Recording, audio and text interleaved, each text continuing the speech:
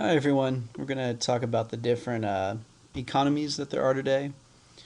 Next class we will be having a test, so this will kind of be a good review. So please do your best to pay attention. First, there's some basic economic questions that you need to know. These questions are: what goods and services should be produced? How should they be produced? And for whom are they produced? Are they produced? So, what goods and services should be produced? I mean, that's something that has to be decided. Do they need to make fruit? Do they need to make cell phones? How? Should it be done in a factory? Should you do it by hand? And for whom are they produced? Are they for people, for the military? Who's it for? So, how a society answers these questions determines the type of economy it has.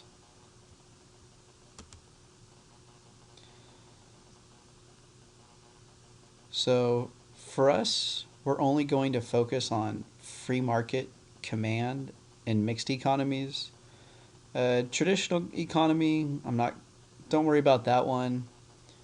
Um, I'll go over it real quick. A traditional economy, it's for primitive cultures. Economic decisions are based on custom and historical precedent. So, if your great grandfather was a fisherman, you'll probably end up being a fisherman. Your dad was a fisherman. You just kind of keep doing the same thing that your elders in your community did. And here it says people often perform the same type of work as their parents and grandparents, regardless of ability or potential. You'll see this in usually really poor countries or countries that don't have a lot of technology. But you guys won't have anything on the test about traditional economy. So next, we're going to hear about free market economy.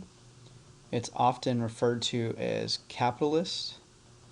And a free market economy is characterized by private ownership of property, resources, profit motive, competition, consumer sovereignty, and individual choice. So, big things here are private ownership.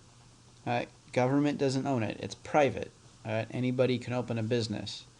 But also individual choice. So, as in, you can choose to go to Pizza Hut if you want.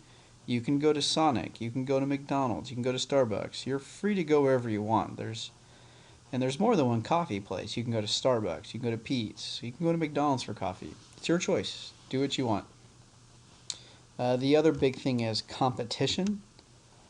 Competition is where there's more than one company that makes something. So if you want a hamburger, you can go to McDonald's for a hamburger. You can go to Burger King for a hamburger. McDonald's and Burger King, they're competing. Okay, they compete against each other because they sell the same things. And the guy who started free market economy, you just have to know that's Adam Smith. Okay, Adam Smith was the founder of free market capitalism. We'll skip this real quick. We talk about it later. A command economy is characterized by central ownership of property, resources, centrally planned economy, and lack of consumer choice. When we say central ownership, that means the government. Right? Government is the central power. And they choose what stores are around, what they sell, how much your wage is. They decide what products to use. But then there's a lack of consumer choice. And a place that would have a command economy, right, if you want a hamburger, there's only one place that sells a hamburger. You don't have a choice. You have to go there if you want a hamburger. And the guy who started the command economy was Karl Marx. So it's kind of his philosophy. So you just have to know who's who provided the ideological foundation for communism. It's Karl Marx. That's all you have to know. Don't worry about the examples. Not a lot of countries use command economies today. As you can see, there's 8. There's North Korea, Cuba, Turkmenistan, Myanmar, Belarus, Laos, which I believe is over here. So as you can see, there's not a whole lot, but there are countries like Libya, Iran that do use it. The last one is a mixed economy. That's what the United States is. We have a mixed economy. That's where individuals and businesses make decisions for the private sector. The government makes decisions for the public sector. And in a mixed economy, the government's role is greater than in a free market economy, but it's less than a command economy. So remember, in a free market, there's no government. You can do whatever you want. Command economy is nothing but the government. A mixed economy has a little bit of both. So the government does step in and do things.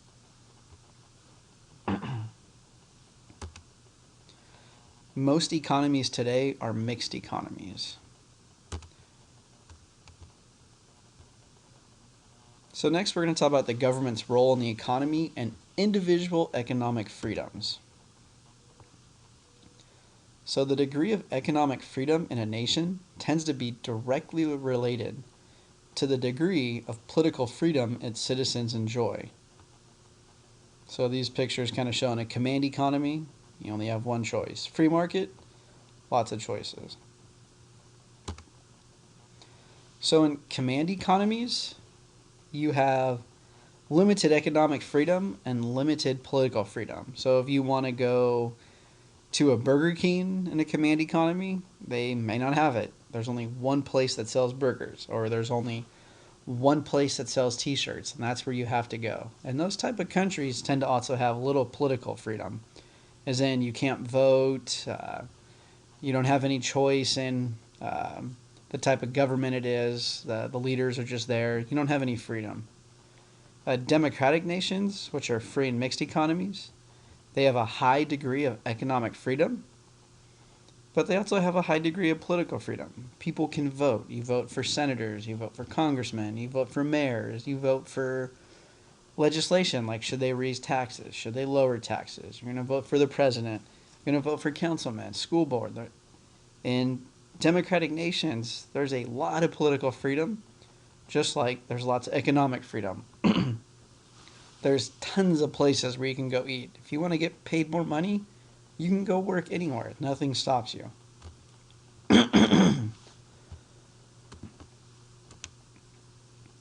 So here's some specific examples for you guys. One is the ability to earn money. That's an economic freedom. In a free market, this means your salary can be whatever people are willing to pay. So you can say you want $50 an hour, but if nobody's going to pay it, it doesn't make a difference. But your salary can be whatever it is. In a command economy, the government would set your salary no matter where you work. I forgot to put that. The government would set your salary no matter where you work.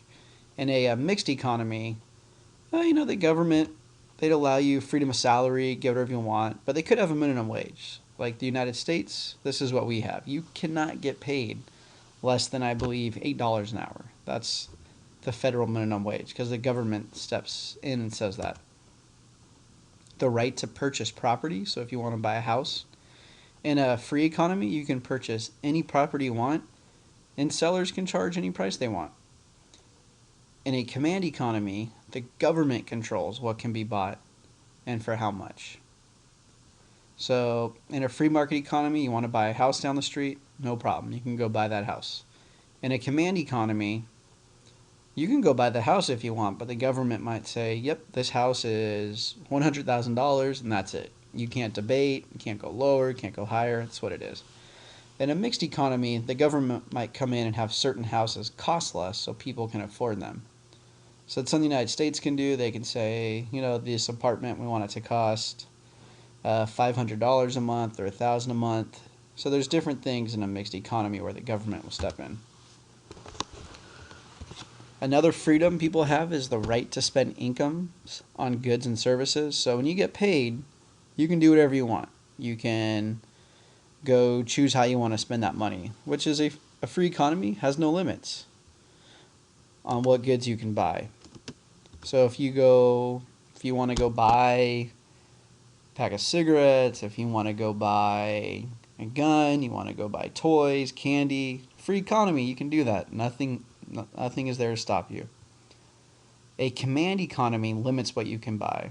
So in a command economy, you want to go buy strawberries. Oh, maybe that country doesn't have strawberries. You want to go buy tortillas. Maybe the government said there's no tortillas right now. You don't have a lot of choice. A mixed economy, like the United States, you can buy whatever you want.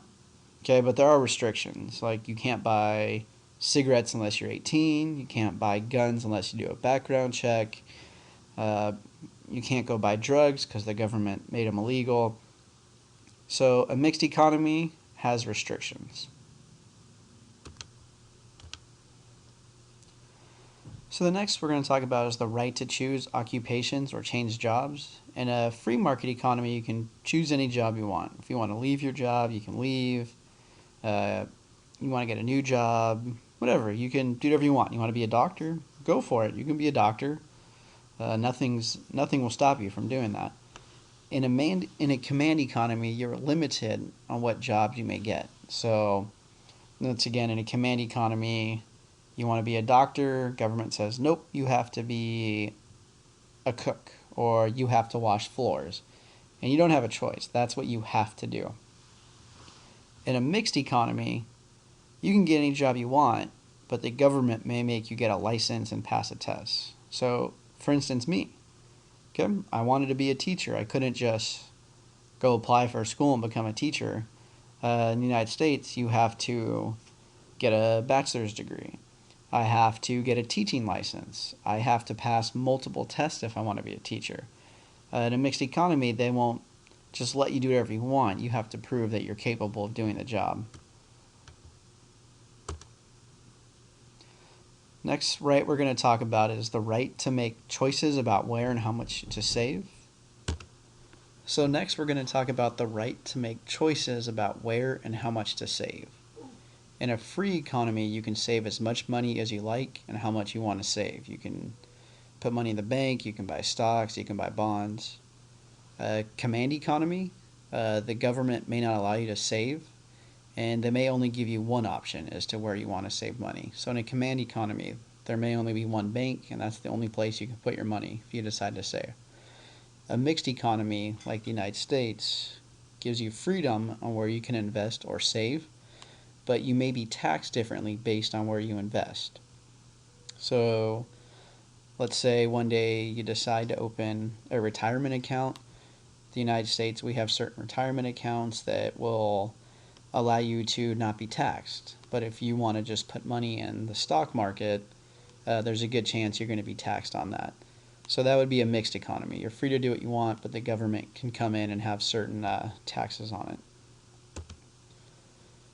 The next freedom is the right to start a new business and decide what to produce. So in a free economy, you can start any business and you can produce any item you like. Remember, the government won't step in. You're free to do whatever you want.